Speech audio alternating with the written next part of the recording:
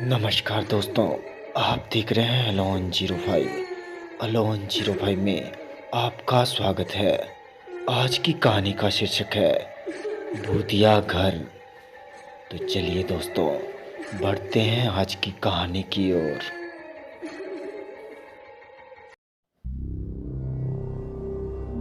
मेरा नाम रोहित है। मैं आज लगभग पिछले 5 घंटों से ड्राइविंग कर रहा हूँ क्योंकि मैं आज अपने ऑफिस के काम से हरिद्वार से हिमाचल एक हफ्ते के लिए जा रहा हूँ। मुझे अपने ऑफिस की तरफ से वहाँ रहने को घर मिला है। वैसे जो घर मुझे वहाँ रहने को मिला है वो घर मेरे बॉस के दोस्त का घर है, पर उस घर में लगभग 10 सालों से कोई भी नहीं रहता। बस एक चौकीदार ही है जो उस घर को संभाल रहा है। और मेरे वहाँ जाने की खबर पाकर उस घर में सफाई वगैरह भी करा रखी है। अब हिमाचल में लगभग मैं उस जगह पहुँचने ही वाला हूँ जहाँ मुझे रहना है, पर अब मैं जिस जगह पर हूँ मुझे अब इस जगह से आगे रास्ता पूछते हुए ही जाना होगा, क्योंकि इससे आगे का रास्ता अब गूगल मैप को भी नहीं पता है। और रास्ता पूछने के लिए कोई इंसान ढूंढ रहा हूँ, पर पिछले 10 मिनट से मुझे एक आदमी भी नहीं दिखा। अरे 1 मिनट, वो सामने से शायद एक आदमी चला आ रहा है। फिर उसके बाद उस आदमी के पास आते ही मैंने कहा, अरे भाई ज़रा सुनिए तो, वो आपको पता है कि पुतीन कोटी कहाँ है? क्योंकि मुझे जहाँ जाना था लोग उसे पुतीन कोटी के नाम से जानते हैं, और मेरे बॉस ने मुझसे भी यही कहा था, वहाँ तुम किसी से भी पुतीन कोटिन का नाम पूछ लेना, वो तुम्हें तुरंत रास्ता बता देंगे। और कुछ ऐसा ही हुआ। मेरा इतना पूछते ही उस आदमी ने मुझे अपने हाथों से इशारा करते हुए कहा, भाई वो जो सामने आपको कच्चा रास्ता दिख रहा है ना, उसी रास्ते से सीधा आगे आधा किलोमीटर चले जाना, आपकी पुतीन कोठी वहीं है। पर इतना बोलने के बाद उस आदमी ने अपने चेहरे की रेखा बदलते हुए कहा, भाई आपसे एक बात पूछूं? फिर मैंने तुरंत कहा, हाँ भाई पूछो। भाई आप उस पुतीन कोटिन में क्यों जा रहे हैं? क्योंकि उसमें तो कोई भी नहीं रहता, बस एक बूढ़ा चौकीदार ही रहता है, और मुझे तो वो चौकीदार भी कुछ सही नहीं लगता। मैंने उस आदमी की बात सुनकर कहा कि भाई मैं वहाँ कुछ समय के लिए वहाँ रहने के लिए जा रहा हूँ, पर आपको वो चौकीदार क्यों सही नहीं लगता? मतलब मैं समझा नहीं। भाई लोग कहते हैं कि वो पुतीन कोटी भूतिया, और उस चौकीदार के अलावा कोई वहाँ नहीं रह पाता। खुद उस पुतीन कोटी का मालिक भी नहीं। उस आदमी की बात सुनकर मैंने हंसते हुए कहा, अरे भाई आज के ज़माने में आप भी कहाँ भूत प्रेत की बातों में पड़े हैं, और वैसे आप मजाक बहुत बढ़िया कर लेते हैं। चलो अच्छा, मैं चला जाऊंगा, और हाँ, रास्ता बताने के लिए आपका धन्यवाद। इतना बोलने के बाद मैंने अपनी गाड़ी स्टार्ट करी और चल दिया उस पुतीन कोठी की ओर। फिर उसके बाद लगभग 5 मिनट में पहुंच ही गया, और मैं जैसे ही वहां पहुंचा तो मैंने देखा कि जहां मुझे रहना था वो पुतीन कोठी, वो देखने में बड़ी ही पुरानी लग रही थी। और शायद वो देखने में इसलिए पुरानी लग रही थी क्योंकि लगभग 10 साल या 12 सालों से इसमें पेंट नहीं हुआ था। मैंने वहाँ पहुँचते ही अपनी गाड़ी का हॉर्न मारा, क्योंकि उस पुतीन कोठी का गेट अंदर से बंद था। मैं बाहर गाड़ी में बैठे बैठे बस यही सोच रहा था कि इसका नाम किसने रखा होगा, क्योंकि यह देखने में तो एक महल जैसा है, पर नाम पुतीन कोठी। मैं यह सब सोच रहा था, तभी मैंने देखा कि एक बूढ़ा आदमी उस घर से निकलकर बाहर आया और उसने आके फिर गेट खोला और कहा, आ जाओ साहब जी। उसके बाद मैं अपनी गाड़ी गेट के अंदर ले गया।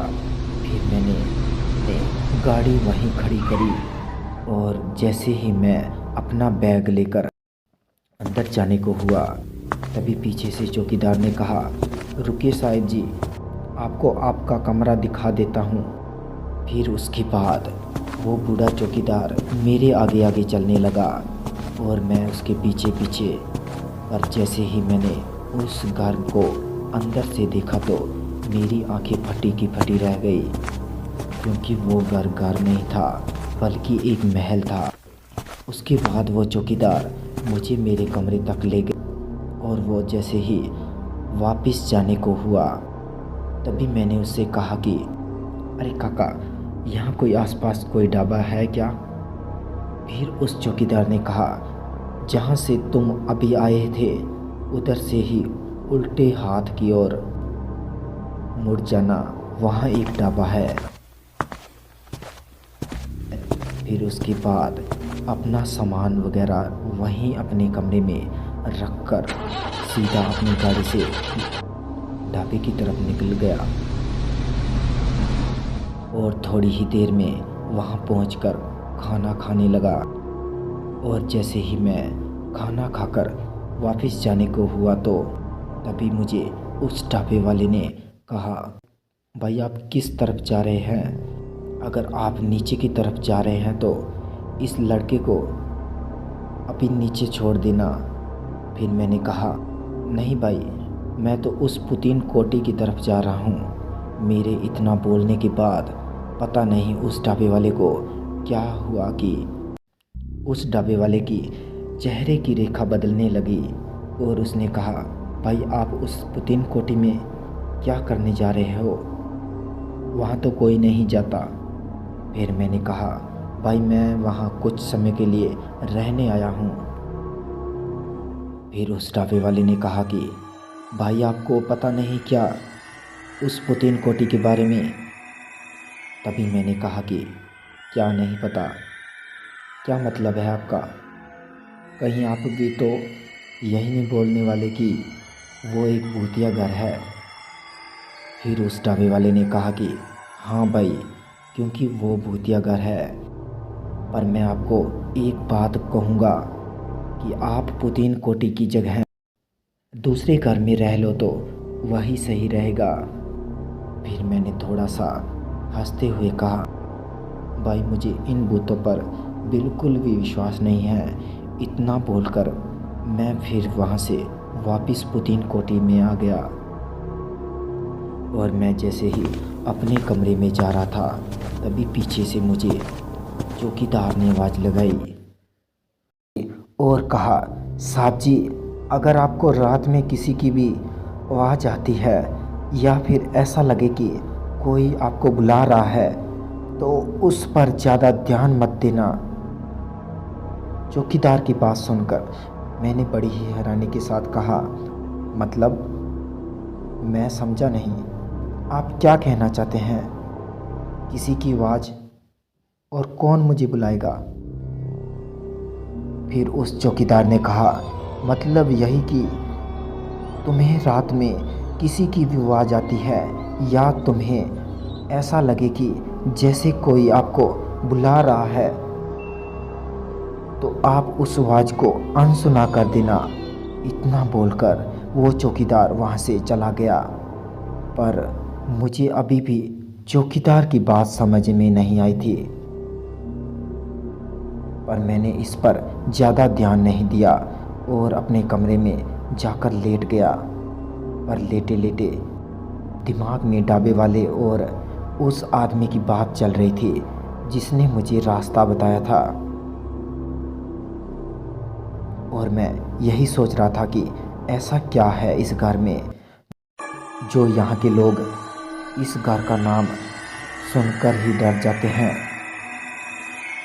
और यही सब सोचते हुए मेरी आंख भी पता नहीं कब लग गई और फिर ना जाने पता ही नहीं चला कि इतनी देर में मेरी आंख भी खुल गई।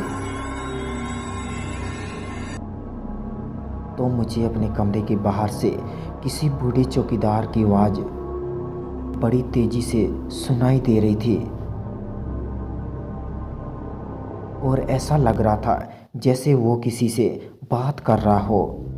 वो चौकीदार किसी से बात करते हुए बोल रहा था, वो बस 1 हफ्ते के लिए यहाँ आया है, उसे कुछ मत करना। अरे वो चला जाएगा। चौकीदार की ऐसी बातें सुनकर यह देखने के लिए मैं अपने बिस्तर से उठा कि यह चौकीदार किस से बात कर रहा है। यह देखने के लिए मैंने जैसे ही अपने कमरे का दरवाज़ा खोला तो मैंने देखा कि चौकीदार के साथ तो कोई भी नहीं था। वो अकेले में ही बातें कर रहा था। यह देखकर मैंने जैसे ही चौकीदार को आवाज़ लगाई, अरे काका किससे बात कर रहे हो? मेरे इतना बोलने के बाद पता नहीं किसने एकदम से मेरा गला पकड़ लिया और बड़ी तेज़ी से धक्का देते हुए मेरे कमरे के अंदर ले गया और मुझे दीवार से चिपकाकर ऊपर उठा दिया। पर मुझे वो नहीं दिख रहा था जिसने मेरा गला पकड़ा हुआ था। उस समय मेरा दम घुटने लगा था और मुझे ऐसा लग रहा था जैसे मेरा अभी दम निकल जाएगा। पर तभी उस बूढ़े चौकीदार ने कमरे के अंदर आकर बड़ी जोर से कहा, छोड़ दो इसे।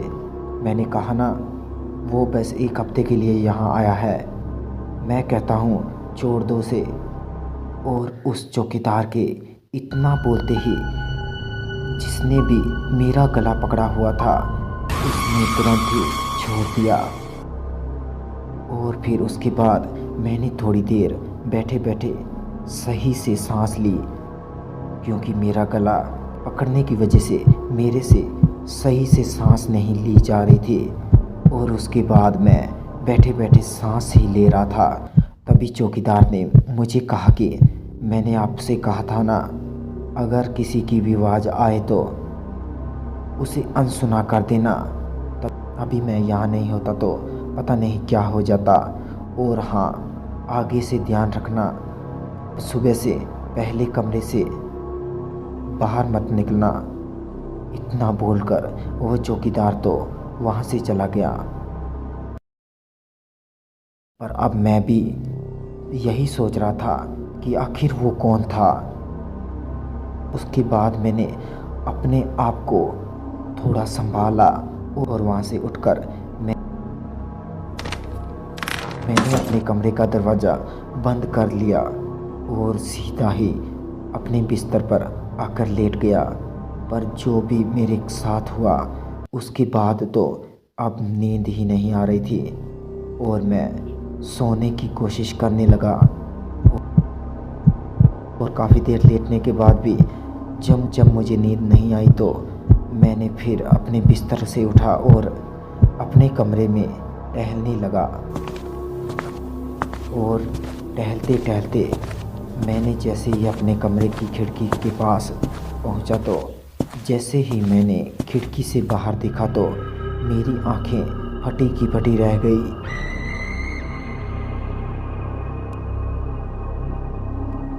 और मुझे अपनी आंखों से विश्वास हट गया कि मैंने देखा घर के बाहर मेरी वाइफ भागते हुए जा रही है और उसके पीछे पीछे एक बिना सिर वाला आदमी भागा चला जा रहा है।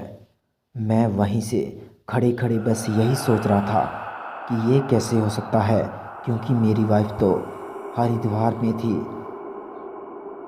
और मैंने बस उसे यही बताया था कि मैं हिमाचल जा रहा हूँ, पर मैंने ये नहीं बताया था कि हिमाचल में कहाँ जा रहा हूँ। मैं वहाँ खड़े खड़े यही सोच रहा था, तभी नीचे मेरी वाइफ की आवाज़ आने लगी। वो बोल रही थी कि मोहित मुझे बचा लो, मोहित मुझे बचा लो। मैंने जैसे ही ये सुना तो मैं तुरंत भागता हुआ अपने कमरे से बाहर निकला और जैसे ही बाहर के दरवाजे तक पहुंचा तो तभी एकदम से मेरे आगे वही चौकीदार खड़ा हो गया और तभी मैंने उसे कहा, हट जाओ काका, बाहर मेरी वाइफ खतरे में है। मेरी यह बात सुनकर चौकीदार ने कहा, बाहर तुम्हारी वाइफ नहीं, वो मौत है। अगर तुमने यह दरवाज़ा खोल दिया तो तुम्हें मैं भी नहीं बचा पाऊँगा।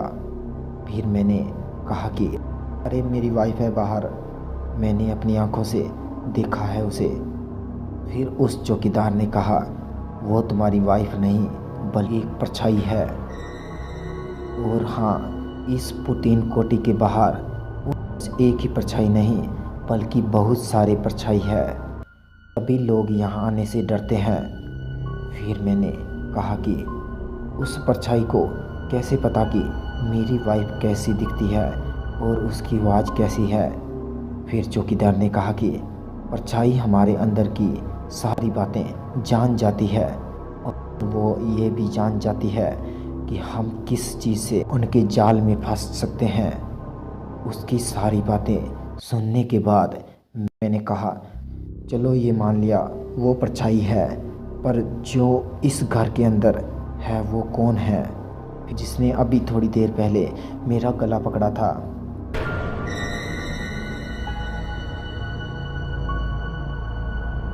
आज के लिए बस इतना ही दोस्तों।